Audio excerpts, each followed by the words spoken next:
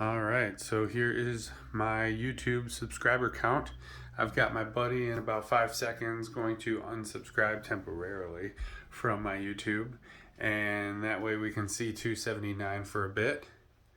So that should happen. So what happens is this updates every 5 seconds with the YouTube API. And so any second we should see that change. 3, 2, 1. All right, maybe he hasn't done it or he's given it another few seconds to make sure.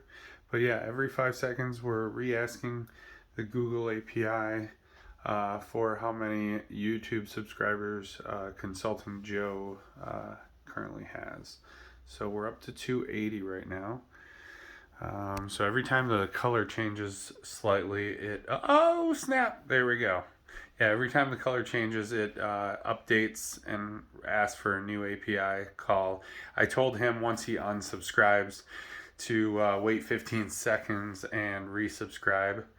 So we're just waiting on that right now. And we're back up to 280. So thanks, Zach, for that. So like and subscribe for more. ConsultingJoe.com.